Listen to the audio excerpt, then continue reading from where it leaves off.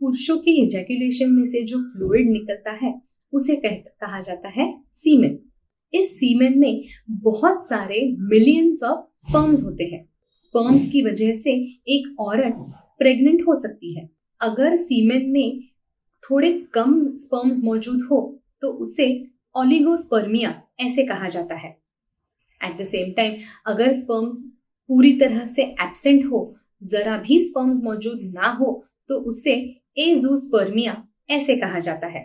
On an average 1 millilitre of semen में 15 million से ज्यादा स्पर्म्स होने चाहिए। अगर इससे कम स्पर्म्स मौजूद हो तो उसे ओलिगोस्पर्मिया ऐसे कहा जाता है। स्पर्म्स अगर कम हो तो प्रेगनेंसी रहने में दिक्कत हो सकती है, लेकिन स्पर्म्स अगर मौजूद है लेकिन कम मात्रा में है तो प्रेगनेंसी रह सकती है।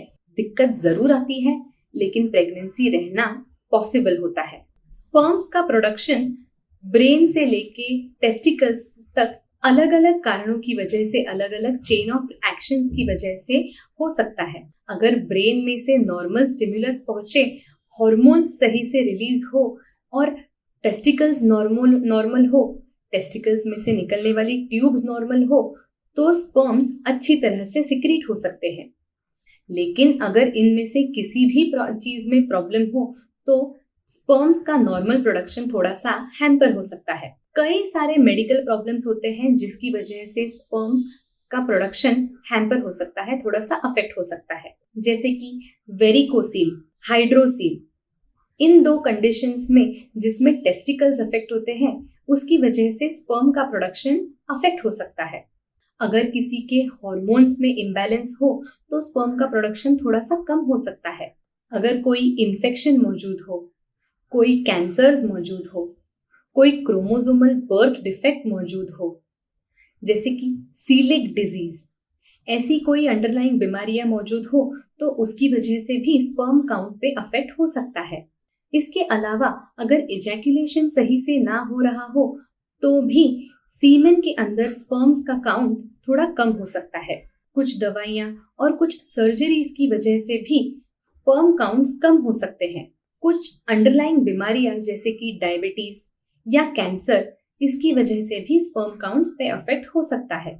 वैसे ही कुछ एनवायरमेंटल फैक्टर्स होते हैं जिसकी वजह से स्पर्म काउंट्स पे असर हो सकता है, जैसे कि बार बार कोई इंडस्ट्रियल केमिकल से एक्सपोजर होना, बार बार रेगुलर बेसिस पे किसी हैवी मेटल से एक्सपोजर होना, रेगुलर इंटरवल्स पे रेगुलर बेसिस पे रेडिएशन या एक्सरे से एक्सपोजर होना, रेगुलरली टेस्टिकल्स को ओवरहीट करना, टाइट कपड़े पहने रखना, इन सब कारणों की वजह से भी स्पर्म प्रोडक्शन पे असर हो सकता है।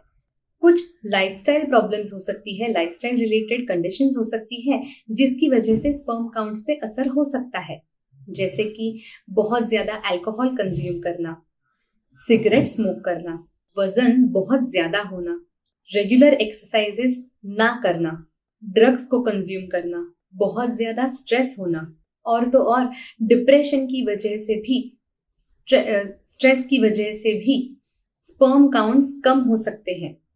कई बार लो स्पर्म काउंट के कोई डेफिनेट सिम्टम्स दिखाई नहीं देते। कई बार सबसे पहला सिम्टम दिखाई देता है कि कंसेप्शन में दिक्कत होना, प्रेगनेंसी कंसीव करने में दिक्कत होना। ये कई कपल्स में पहला सिम्टम होता है जिसमें ये पता चलता है कि पुरुष में स्पर्म काउंट कम है।